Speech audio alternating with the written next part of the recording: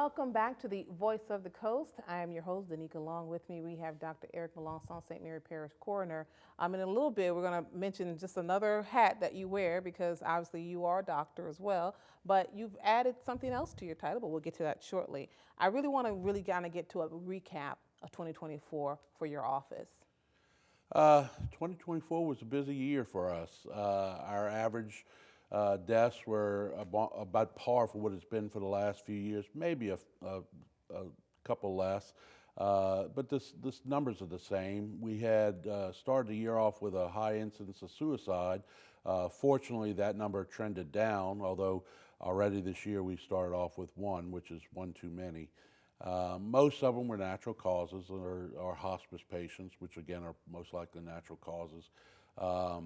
But you know, we still had quite a few overdoses, which we're working hard on trying to help out any way we can to get that number down. Right. Now, of course, we are in January, so you're right. We're just 1 month in, and it's cold.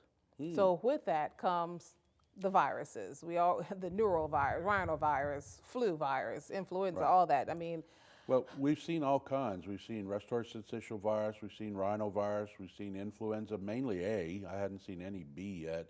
We've seen coronavirus, and notice I didn't call it COVID because it is not the same virus that we had when the acute novel coronavirus of 2019, which they shortened to COVID, came out.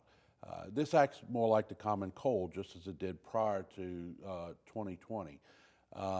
So we're seeing a lot of it, we're treating it. Unfortunately, most of the time the treatment is simple, symptomatic treatment. Now the influenza has treatment. It has both Xofluza, which is a one pill, one dose thing, and also the old Tamiflu, which is effective a lot of times, but not always. Yes. Now, of course, in Louisiana, we've had the report of one death from the bird flu. Or is there any concern of that, becoming a little more widespread? I don't see that as of yet. I mean, there was one reported case, and of course I noticed that they mentioned that it mutated. I'm not sure if that was good or bad. Mutations can cause negative benefits to where it becomes more virulent or more contagious. They haven't given us any other details about that. There have not been any widespread reports of birds that have been dying or anything like that, not at least that we've been told. Now, of course, let's go back a little bit to the flu and just upper respiratory, the RSV hitting children left and right. And I know unless you live in a bubble, there's just really nothing you can do. Not really. Pay attention. Notice when your kids aren't feeling so well. If they aren't feeling real well, make sure you keep them, out of other children's way, unless you want everybody to get it. I mean, we're not back in the old days when one kid got the chicken pox and say, hey, bring everybody else over. That happened to me. Absolutely, we all did it. I mean, we all got our pox and we went home and were sick for 3 or 4 days and we were fine. That's right. But the RSV has certainly been going around. Watch your kids; they can get very sick very quickly. Yes. Even healthy kids can get sick from RSV. RSV scares me probably more than most of any other viruses. Yeah. Now we're talking about the kids, but what about our elderly? I mean, cold weather, you also, their immune system is not the greatest also. Correct. As well. And they're probably the most susceptible of dying of things like colds and flu and things like that. We also know that with the weather coming up and being very cold, they can die of hypothermia. So again, it's just like you pay attention to your kids, pay attention to your seniors. I know Ms. Beverly does a good job with all the ones that she's in contact with to make sure that they're provided for. But from the standpoint of being a neighbor, if Miss Smith is elderly and things like that, go and help her out before this weather comes. Make sure her pipes are wrapped and things like that. Ask people how they're feeling on a regular basis, even when it's warm. People get sick during the warm weather too. That also, you sound like Ms. Beverly, by the way. She says that all the time. But even that same attitude should be on just about anybody. It because should. We'll talk a little bit more about the mental health side of that as well. Well, that's just our talking neighborly to your, duty. Yes, that's what I feel, yeah. So we're going to transition a little bit into that side of things, the mental health side. We'll kind of start it off and maybe go into the next segment. But let's kind of talk about that.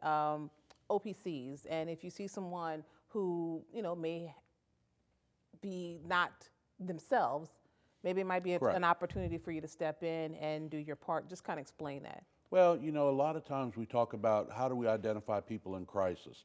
In crisis, you don't know, but if you see something that's out of the ordinary for a person that you may know, or something out of the ordinary as far as a community standard for people you may not know, say something. I'd rather you alert people, and I'd rather do an OPC on somebody who may be struggling and possibly get them the help than them hurt themselves. Yes. All Or right. others. Or others, correct. All right, come on back right here on the Voice of the Coast. We've got more to cover.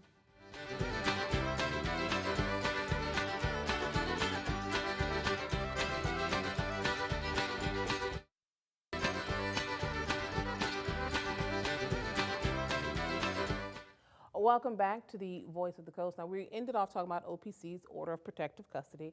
And, you know, we're in an era now, especially 2025, everyone's saying, I'm minding my business. I'm not getting in anyone's business. And, yeah, snitches get stitches. So, you know, how do you get people out of that mindset when it comes to really and truly trying to protect someone? Well, I mean, I feel like it's our neighborhood responsibility and our own personal responsibility. Too many people are quick to pull out a phone and video something that they want to see, but aren't willing to do anything about it. You know, again, these things, people sometimes struggle with issues, and if we're not there to help them, we're really not helping our own society, and I think we should. Yeah. I want to talk about something that it made headlines, at least with KWBJ, and that was a gentleman. We found out it was a male septic that actually fell into a septic tank. At least that's what we thought. It was found in a septic tank. It's found in a septic. And it was, again, skeletal remains, or was really just remains of a person. Did we ever find out, you know, what happened to that person, or were they ever identified? Well, after a pretty extensive investigation, and I will pat both my investigators on the back. One of them actually had to physically get into that septic tank to recover the decedent, and the other one worked diligently to help with identifying the person, because of course they had been in there for, we expect 6, 7, 8 weeks. It was kind of hard to tell because of the conditions and things like that, but we were able to recover the patient, decedent, and bring him in for an autopsy. There was no evidence of foul play. We did have a hit from a Facebook post by I guess a distant relative would be the best way to clarify it, who said that the person had been missing for 7 or 8 weeks. And so once we had a preliminary name at that point, I contacted Franklin PD, and we got a search warrant to go to they went and did a welfare check, of course, first, and no one answered. So we got a search warrant, and Investigator Moranto went over with them and collected personal items so that we can try and get DNA, and we did find a match. That is so sad. It's sad. The bad part was he had been in there for quite a while. Of course, we extended the investigation because we weren't sure whether or not he had been murdered or whatever because of the state of decomp. So Mayor Folkard was wonderful about helping me out because we needed to drain the septic tank. So he got with some other people, and we drained the septic tank, and there were no other remains or anything in there, because, you know, we don't want to just kind of say, oh yeah, we found a guy deceased in a septic tank and then be done with it.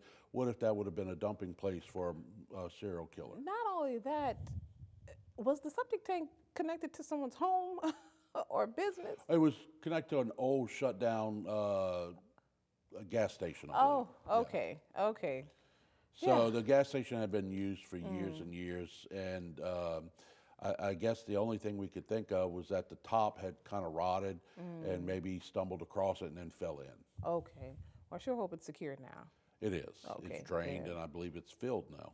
Awesome. Well, just to hear that his home had been vacant for that long and no one not know that he was there, that is sad. So again, check up on your people, check up on your friends, your neighbors, people you may not know, especially if you see them coming and going. You don't see them coming and going anymore. Maybe it's time to intervene. So I definitely think that's worth it. But we're going to come on back because I got much more I want to talk to you about, especially that new hat that I think that you're wearing. I think it's going to be pretty interesting. So make sure to come on back. What was that? I have to find room on my head. Yeah. Oh, well, I think you have a lot of room to share, a lot of love to share too. Because I I mean, hope so. we talk about just again, just OPCs in itself. I think that helps you and helps your department because you can't go out and identify all these different people. So it does take a community effort to do Correct. that. All right. Well, we are going to take a short break, but you guys come on back right here. And also, while you're out on break, go ahead and subscribe to us on Facebook. We are KWBJ TV 22. Okay.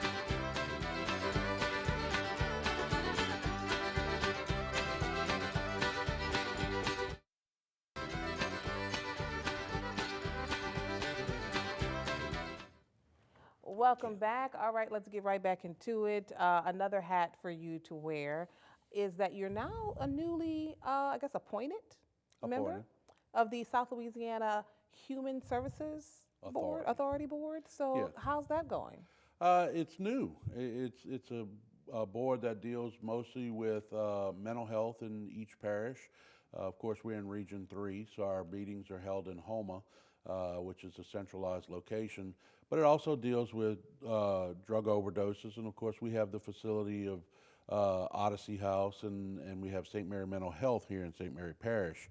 Um, I just into my second month and learning a lot and hope to be able to add something constructive. I did find out very quickly that St. Mary Parish had the highest contact hours up until about a year and a half ago um, with patients because we have that much in mental health here. Hmm. Um, the unfortunate thing was a year and a half ago, our previous parish uh, administration had cut the funding that they were allocating to that resource. So now they're down about 25% of the people. So the number of contact visits that they have has gone down. Unfortunately, what they've seen by having the decrease in contact visits, that the people who get admitted, almost 80% of them are getting readmitted, which means we need to do more as an outpatient. I haven't figured out a way to fund that yet. I hadn't even had a chance to meet with Mr. Jones to see what his opinion is, to see if there's something we can do. I know we're in a tight spot financially. I'm hoping that we can recover that before it's all said and done because, of course, we want to make sure our mental health here is the best it can be. Yep, and that's where I wanted to go with that after that was pretty much, being with the deficit that we have in the budget, how are you guys maintaining?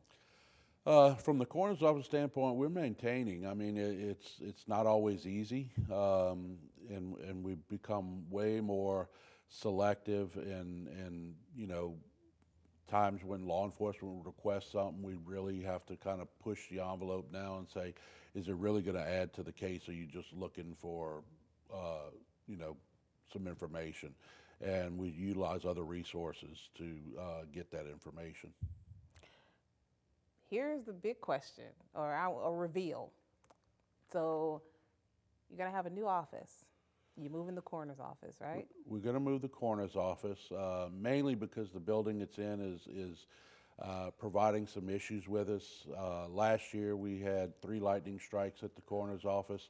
Apparently they have some towers up above the building and it's frying our system. We fried 3 routers and 3 modems to the tune of about $600 every time you replace it.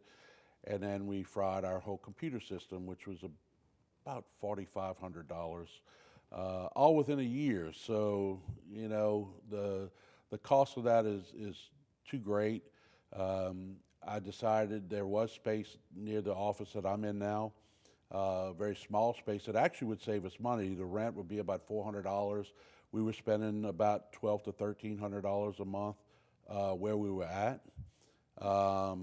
Unfortunately, I'm going to have to pay for it myself because Dr. Prejean owns the building that I'm in, and she's a sitting councilwoman, which if I got to sacrifice that, that's fine.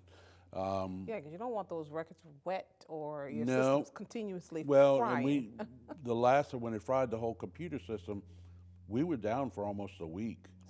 And of course, that leads to many problems in and of itself, and some of it is just it's unacceptable. And I understand our financial woes of the parish. This will actually save the parish a lot of money, and then we'll figure it out. Definitely something that you need to think about moving forward. Because I do want to ask you, and I'll ask you in the next segment, and I'll ask you now so you'll be thinking about it, your expectations for this year. And hold that thought, because I do want to know, I mean, we've gone through, and every year you have fluctuations, but I want to know what you want to see. What do you think you'll be able to do, especially with the tight funds that you have? I just want to know what maybe some changes or improvements you think that you'll be able to implement in your office. So come on back to our last segment to come.